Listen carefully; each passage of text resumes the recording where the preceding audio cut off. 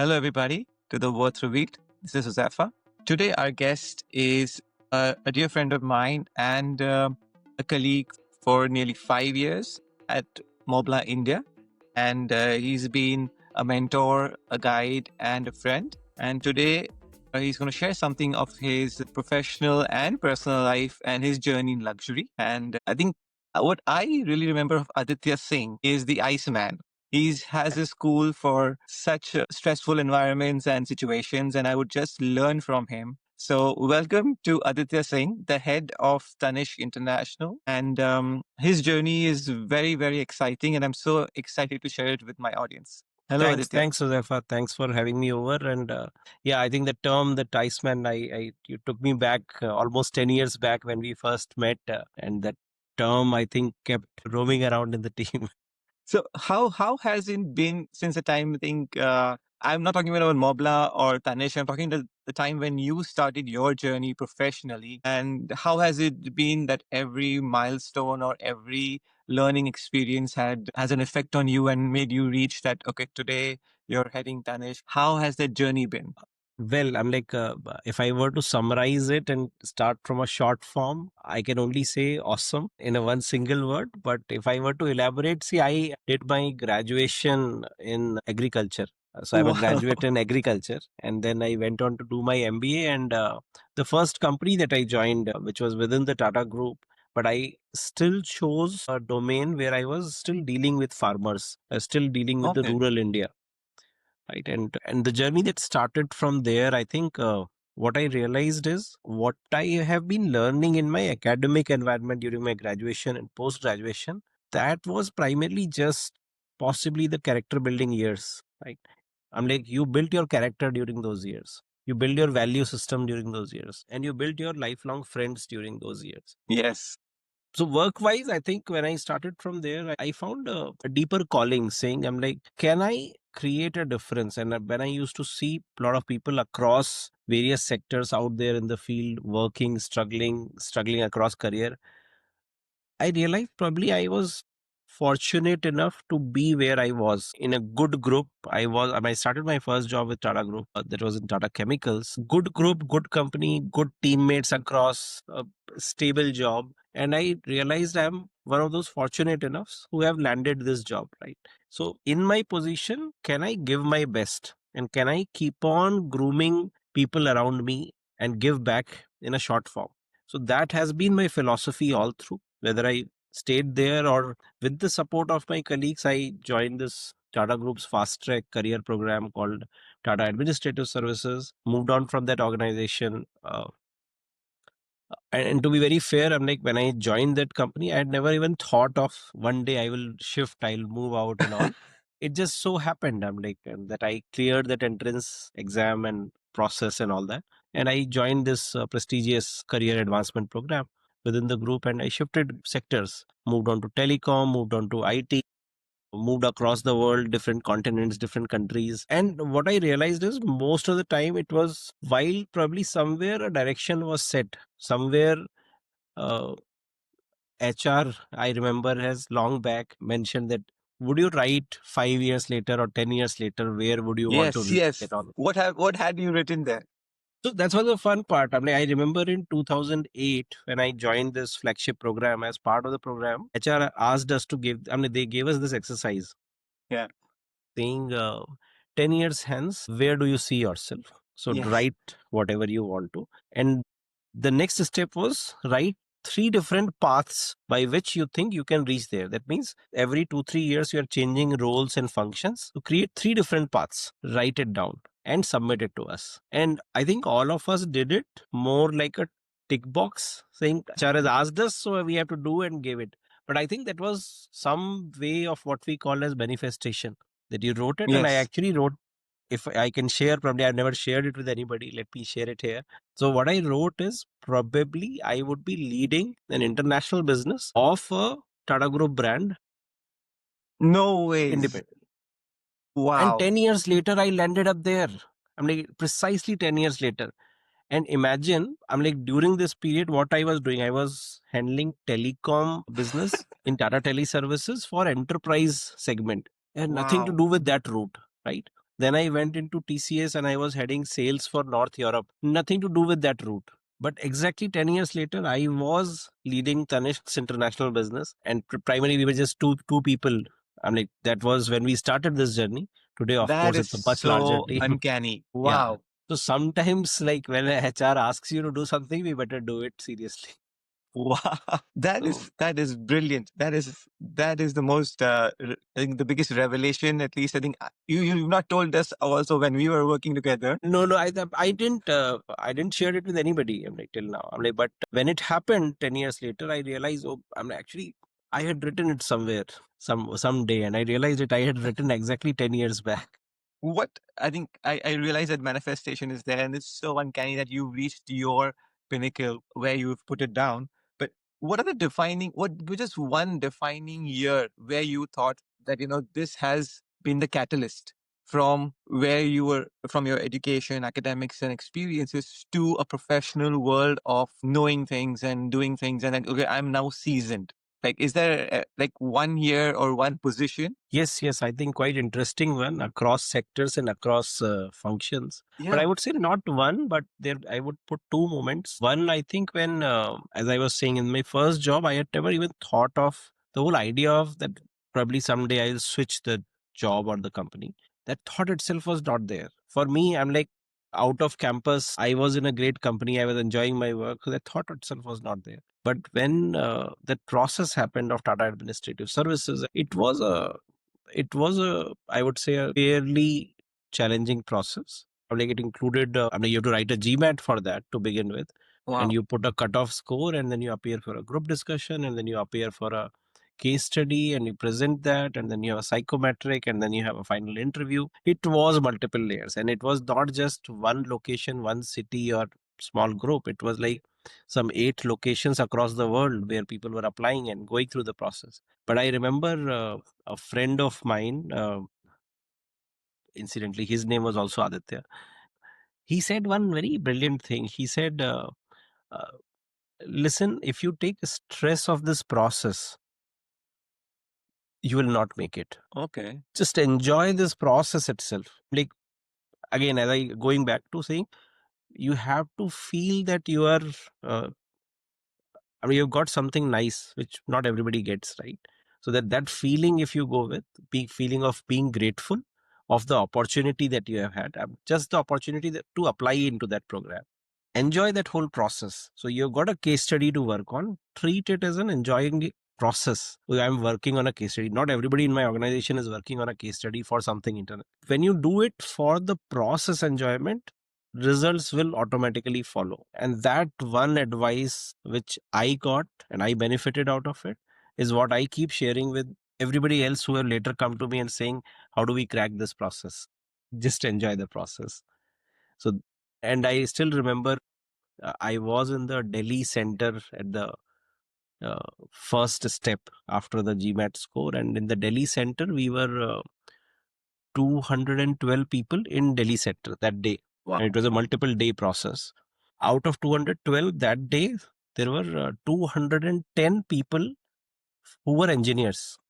There were two people. I was there. There was another boy I met there. I mean, we were wondering, what are we even doing here? These guys are talking about all cloud and computers Yeah. and whatnot. And I was like, the only thing I can talk about is how to do a Jeep campaign in a village for distributing those pamphlets and all. But I think realizing that because you are different from the large pool, that you can add value to the discussion which is going to Yeah. happen, the perspective which nobody else will be able to bring in. So that I think realization, and from there, and imagine that 200 into multiple days in Delhi center, and then 8 different wow. sectors. All this filtered down to 12 people at the final interview stage. Wow, And that's out less than of like those 12, 1%. so I don't know what was the success rate, but out of those 12 people, finally 7 did it. And the process starting at like 8:30 a.m. in the morning at the Tata Group head office, and it ended at like 6 p.m. in the evening. And because my name alphabetically starts with A, so I was the first one to go in for the interview. And then like whole day, it's the anxiety, Wait, right? Of like whether you'll make through, not make through. Everybody is going in, coming out with the expression saying, "Oh, I did fabulously well," and all. And the fun part, you don't even know how many are going to get selected. because there is no fixed number. I mean, it could be anywhere between 0 to 12 for the 12 people. And when the evening, when I think the group HR head, he came out and into the room where we all were waiting, and he announced my name as the first name. I'm like, that was I think, a career changing moment. Because what it did to me was it helped me jump over from the field of agriculture and rural, which I had studied. And probably in a standard corporate world of India, you get labeled, oh, you have studied agriculture and you have studied rural, so you remain there. You keep working in that space. Not that I was not enjoying that space. It was a great workspace. A lot of my colleagues have done fabulously well in that space. But it kind of restricts you from experiencing and getting exposed to so much more that the world has to offer. Right. So that was important moment because of that reason. Because after that, I worked in power field. I worked in the corporate finance. I worked in telecom. I worked in IT. And the other such moment was probably when I took the TCS role. And till then, the other roles which, while I used to travel across, the TCS role was actually based out of Sweden. So there what happened, and so you, when you are in India in the corporate workspace, the natural and common destinations you keep hearing are like Dubai or Australia or UK, US, Canada. You don't hear people working in Sweden. And suddenly, and here I was stepping into a country of which I knew very less about. I was entering into a sector which is 99.9% engineers around you, right? And you are going as a salesperson there into a world, into a place where you expect that people are so much more knowledgeable about that field than you. Then going there, making a success out of that. That was, I think, a big moment. And and I also probably don't realize that I'm actually making a success out of it till the day I was leaving that organization and coming back to India to take the Tanishq role, the chief information officer of one of my largest client. He threw a farewell party, a local sweet guy, and he threw a farewell party. And during the discussion, he asked a question saying, so are you a telecom engineer or are you a computer engineer?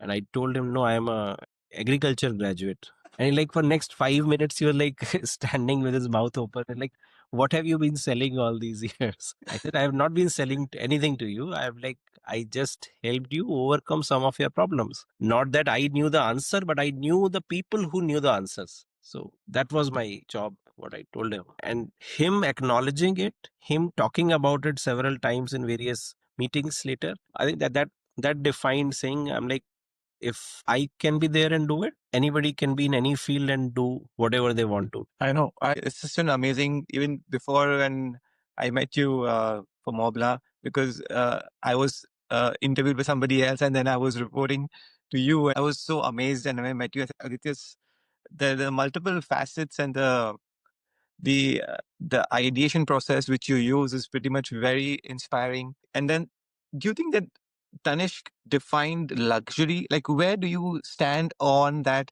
definition when you realize that retail and luxury is, because you've pretty much worked in the grassroots tier 2, tier 1 cities of India, and worked in the big cities, Bangalore, and then heading Mobla, and again back to Tanishq, and now Tanishq International now.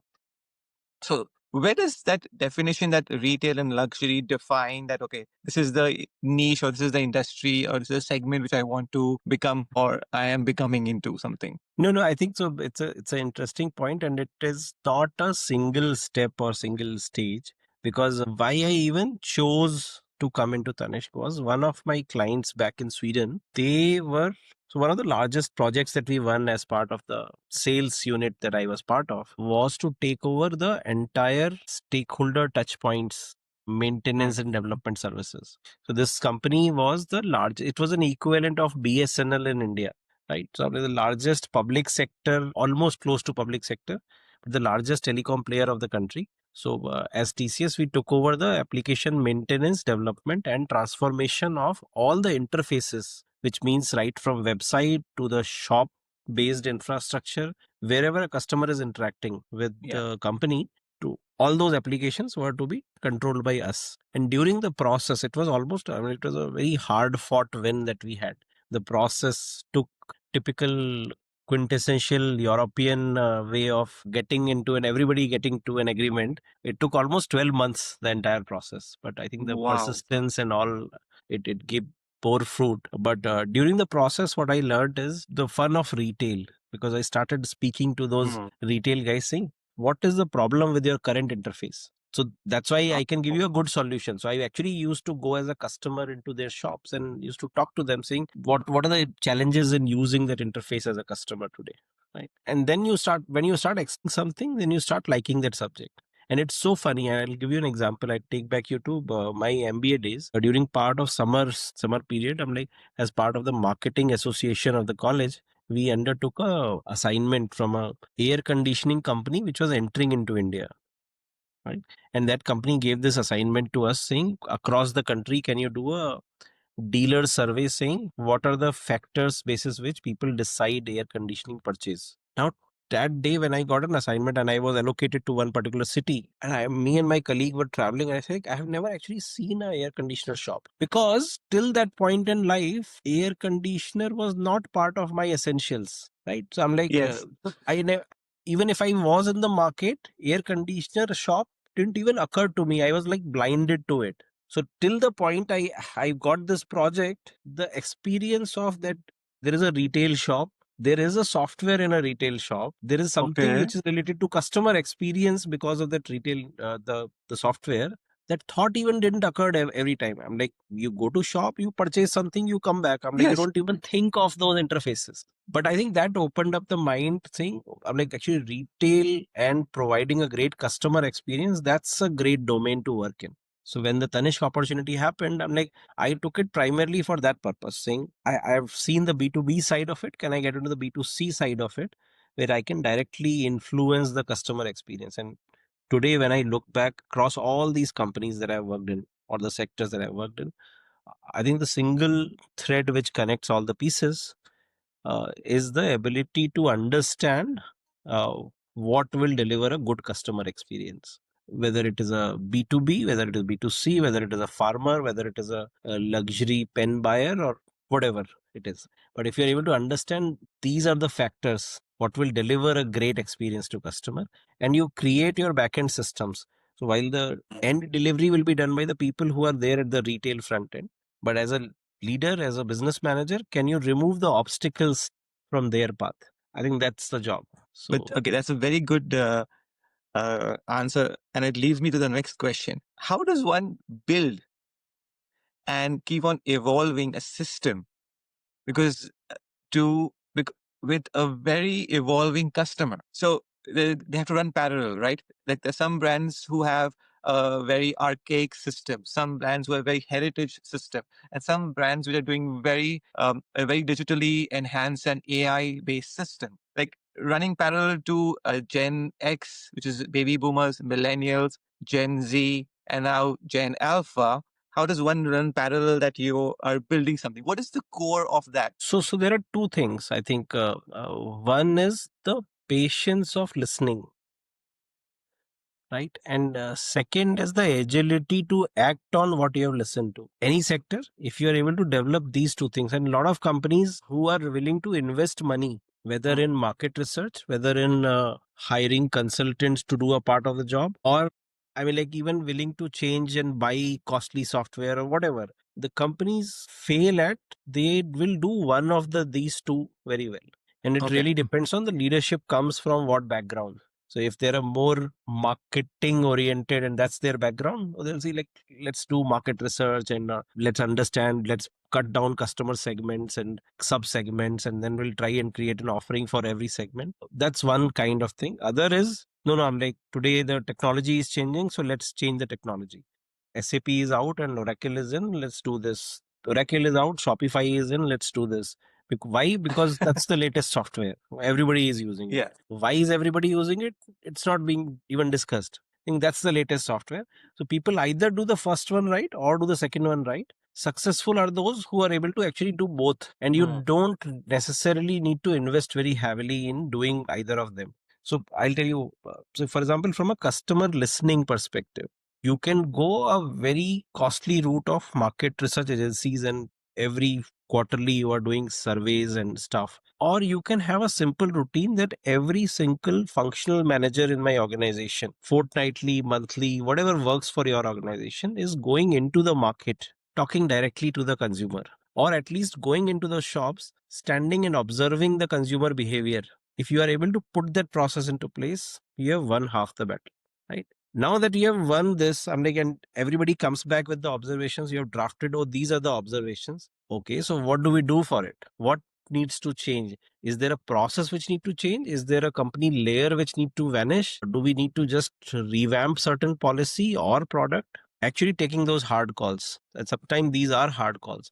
And sometimes these may look a very, very small thing. It could be as simple and small thing saying my gift bag ribbon was too thick.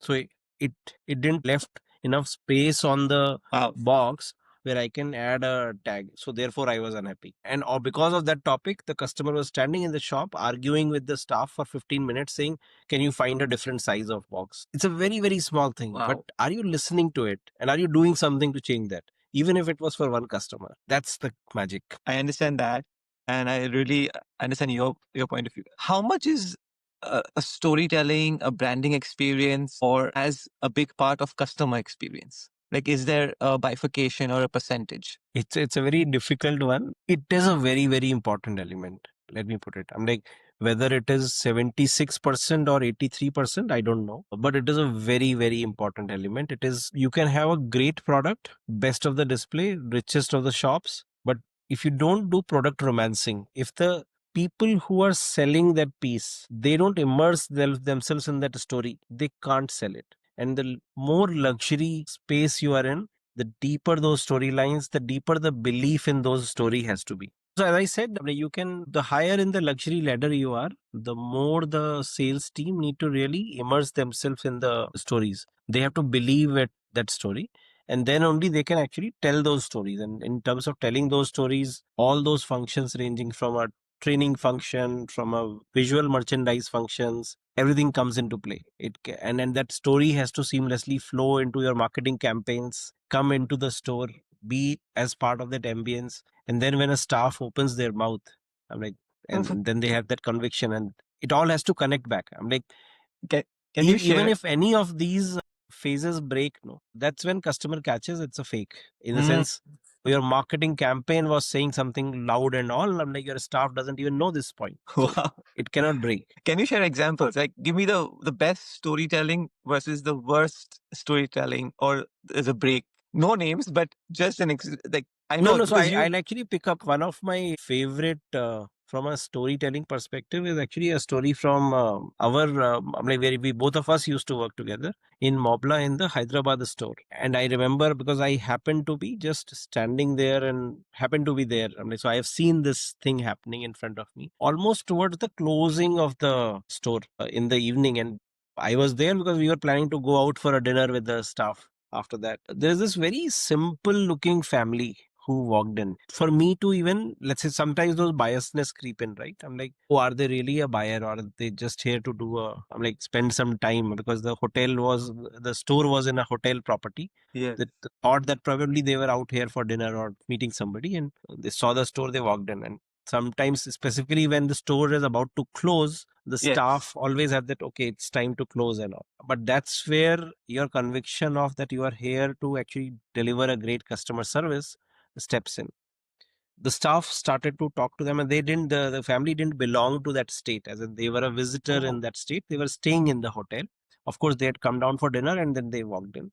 The young boy who was there, I mean, the boy must be what, 12, 13. He was the one who seemed most interesting in terms of purchase. The father, the mother, and the elder sister of that boy, I mean, they were more like seeing across all categories. So very clear, they're not the specific purpose. The boy went to a specific pen, and then they explained also to the staff saying, this is actually our first time into a Mobla store. Wow. Then the staff actually took the patience, explained the story of that product, and that day they left with not just that pen, because the boy was looking very keen on a Oh. fountain pen. They bought a fountain pen, they bought a ballpoint pen, they bought a pencil which was in the same series. They bought a leather collection, one trolley bag and a duffel bag which was on the same Wow. series.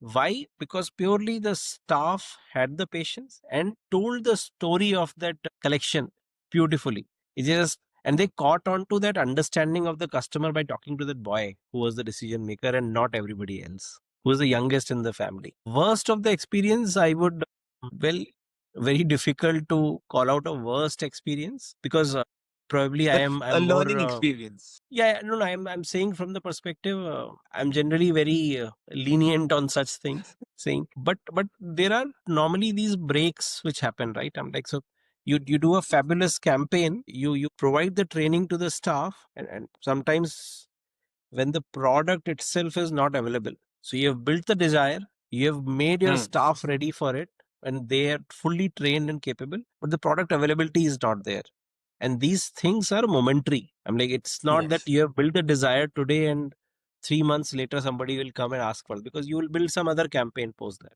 So that seamless connectivity across functions, and that's, I think, the biggest challenge across any retailer, or for that matter any company in the world. The Yes. silos which get created, and everybody want to excel on their own, but they don't want to like really be aligned with what everybody else is doing. That makes me to be the next question is that like you really put out the environment which a certain based on certain culture, faith and habits and consumer behavior.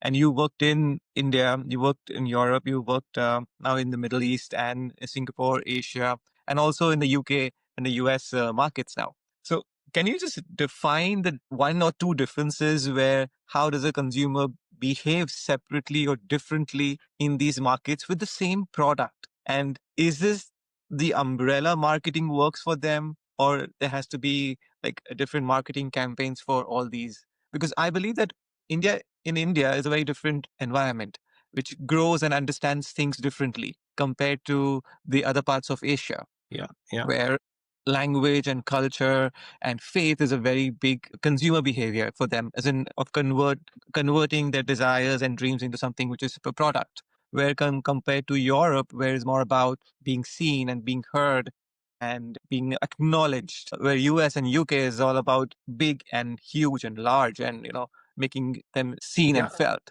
Yeah.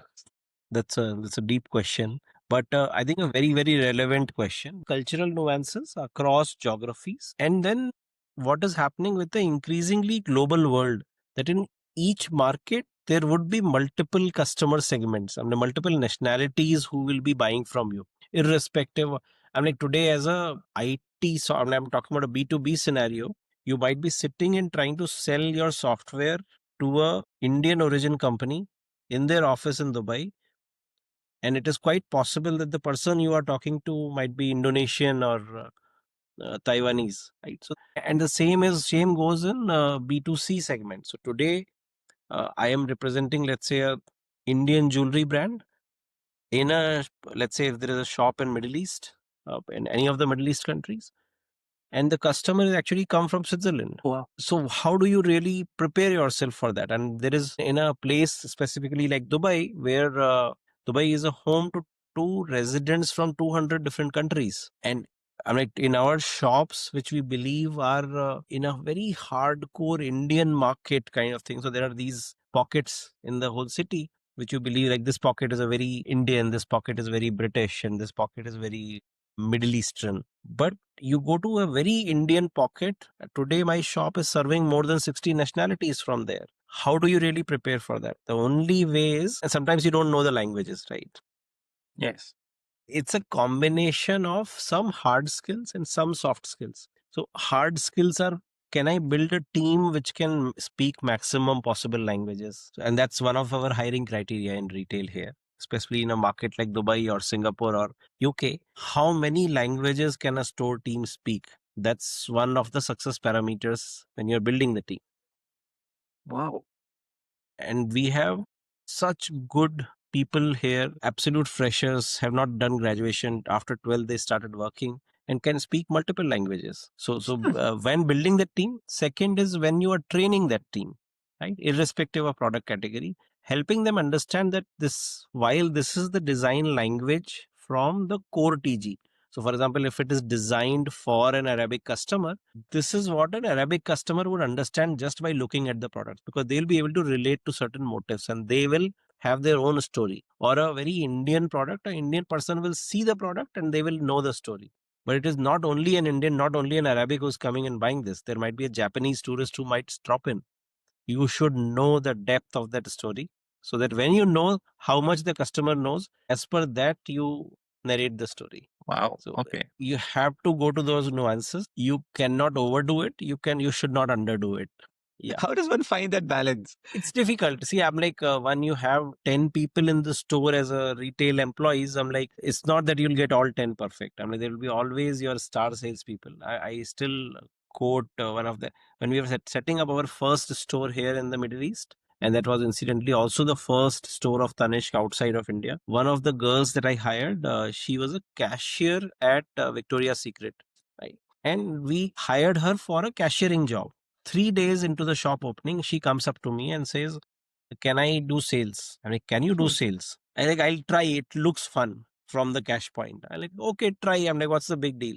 Couple of months later, she was my star salesperson. Wow. Why? Because she had that hunger that I want to learn this and I want to become the best. She also had that humility. I don't know about this. I don't know how to sell. So therefore I have to learn.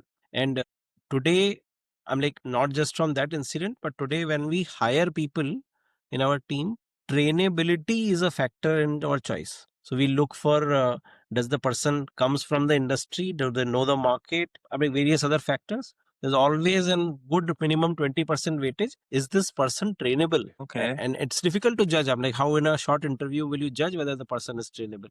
But I think it comes out. Once you start looking for it, you will figure it out. Wow. Okay. That's very deep as an answer. Also that uh and that brings me to that the fact that um the jewelry sector which you are in, and it's been quite some time that you are in this sector. So what do you define as the most important part of the jewelry conversion? A certain person buys, so is it the value versus the heritage, the work, or the idea that from where you buy from? So predominantly the Indian jewelry sector is more about heritage and where the story lies in rather than the branding. And then we've seen that many international brands have not been able to make a mark in the Indian jewelry sector, but Indian jewelry brands have made a mark in the international sector. Like, how does that vice versa work when these brands are huge and massive and they've been there for like a couple of 100 years and they'll not be able to decipher the Indian consumer, like what is missing? But the other way No, around, no, it I think works brilliantly. it's a great question, and the answer lies in one of those iconic ads which we have seen on TV. I mean, I don't know whether you have seen it since you have been outside of India a couple of years. "Kitna deti hai," right? An Indian customer, the costliest of the thing that they will buy, let's say the costliest of the car that they are buying, they will still ask for the mileage just before buying it. I'm like, so that question, it comes from not from frugality, right? I mean, that's the point to understand. A lot of people see this as a frugal mindset of an third world country. Yeah. No, it's not that. It comes from that a Indian customer values their money. I may be spending 50, 100,000, whatever on the best of the meal that I like. But if I am buying something even worth 100,000, I want to know whether what am I paying for. And therefore the knowledge of the customer is, so they actually do their research. So typical Indian customer do the research about the category, and that's agnostic of categories. I'm like, you may be going to buy a laptop. People will actually do a thorough research saying, what do I want from my laptop? And then figure out prices from 5 different platforms, and then still go to a physical store and bargain for it and then take it. I'm like, maybe you will save 100 extra rupees, but it is, so it's not frugality. It is about that I value every single rupee of mine. This is a factor which a lot of companies are not able to crack. Saying, how does it matter? I'm like, so let's say now come back to jewelry specifically. Now jewelry, there are two or three kind of buyers. One who's buying it for investment. Now for them, this perspective of value of money is significantly higher. They will look for saying, even if the making charges, they'll understand the concept of making charges, saying, oh, somebody is sitting there making, they need to be compensated for that, or the company's earning is actually sitting on this making charge piece. But they will still say, I'm like, why should I pay making charges? Because I am buying gold as a plain metal. So I will pay for that. And they are happy buying whichever shop can give them lowest making charges. As long as they know that the gold is pure. So that's one type of buyer. Second type of buyer is, they are not investment buyer. They are adornment buyer. They will wear that piece themselves. They want to be seen as the spotlight in the party. They want 10 people to come up to them and say, wow, what a design. Where did you bought it from? Right. And that's where comes the third part. Where did you bought it from? The brand has to be aspirational. So when they say, oh, well, this is from Bulgari, this is from Cartier, this is from Tiffany, or even I'll add from that context, it is from Tanishq, versus this is from Kishan Chand, Bhagwan Das, XYZ, whatever. So it's a brand versus, so it might be a great looking piece, but then you will hesitate in saying from, I have bought it from Surana Jewelers or that Sarafa Jewelers or whatever. Right. So there are these three types: the investment buyer, the adornment buyer, and the I want to be the talk of the town types. And Interesting. you have to be clear your brand is catering to which customer base. Because if you want to play in all three, you'll fail in all three. You have to choose your segments carefully. And so has Tanishq like been evolving with the customers? Oh, definitely, big time. I think one of the strongest point for Tanishq, as compared to any other player in the industry, I would say, is that we own the value chain right from. So we have our design excellence center, under which we have a trend spotting team. So their only job through the year is to spot the trends which are going to come next season. Right. So and then we have the design team. Then within that we have a new product introduction team. So their job is to convert the designs into a new product. Then, so we own this piece of the value chain. Then we do our own manufacturing. So all in terms of quality control, whatever number of quality checks, the stringent possible measures, you put that in place. Then we have the sales arm. We have the branding arm. Then we have the after sales arm. And even when the product, let's say, is either defective, or you want to create a custom product, or you want to return the returned product comes back to factory. The gold gets melted. It becomes a new raw gold and it gets converted to a new product after that. Or a diamond which comes back, the product gets broken. The diamonds are extracted. These are regraded, retested, and used in a new jewelry. Right? Circular economy or sustainability, whatever name we may want to give it. But the fact is that we end the value chain end to end. Lot of players in the industry, they are part of this value chain. So they will probably buy from a wholesaler, put their brand, sell it across. Or there are a lot of wholesalers in the place. There are a lot of pure market research and trend spotting companies. There are a lot of companies which are only into bullion. There are a lot of companies which are only into after sales. But when you end to end, you know what value can be extracted at each of the steps. So therefore, yes, a long answer to a short question. Have we been evolving? Yes. Which area have we been evolving? We have been evolving in all these areas. So individually, because there are functional experts sitting in each part of this, each of them have been trying to bring in excellence in each of these areas. So that's how we keep improving. And that's how we have also, over the years, added brands. So we started with Tanishq, and then now we have Tanishq, we have Mia, we have Zoya, we have CaratLane, multiple brands. I'm like, earlier we were discussing a question on how do you cater to Gen Z? You can't sell a Tanishq piece to a Gen Z. You need a CaratLane, which is doing a Harry Potter collection, or you need the latest trend in Mia. And a funny story about Mia, actually. So Mia was targeted always at 15 to 25. The largest customer segment who buys Mia is 25 to 35. Why? Because they want to look younger. So, I mean, these nuances you have to understand to keep evolving your design language. That leads me to my next question, which I'm very intrigued and interested at. So Tanishq itself is, I don't know how Tanishq is placed in positioning from the market point of view, but I believe Tanishq is premium luxury and Zoya is luxury. So what is the difference between Tanishq's top collection or the Kundan collection or something like that, which is like purely extremely customized, versus Zoya, which is an uber ultra niche luxury product or a brand? And is there a cannibalization between the factors that they overlap at some point of time in the market? Cannibalization, no. And I'll give you a simple reason for that. The costliest Tanishq piece would still be sold by saying, "Oh, this has 45 grams of diamond, 45 grams of gold. Gold's today's market price is this, and I will charge you this much making charges." Right? That's Tanishq's brand language. Zoya will tell you this piece is worth 50 lakhs. There's no discussion around the making part of it. It is about, this is a piece of art. You either own it or you don't own it. Here it is, okay, I'm like, so because I feel your making charges is higher, I'll maybe click a picture of this and I'll go and get it done through my local jeweler. You can do that for Tanishq, you cannot do that for Zoya. Yes. Because the kind of intricate detailing which would have gone into design, that years of effort which would have gone into building a collection of Zoya, it's deep and it brings out, in fact, the very fact that certain collections of Zoya, the kind of design language which has been used there, we have actually taken patents on those designs. That means that doesn't actually just exist saying, "Oh, this year my collection is inspired from autumn." No, it's not. There is actually a science which has gone behind creating something, and we have obtained patents so that nobody else can copy that same design.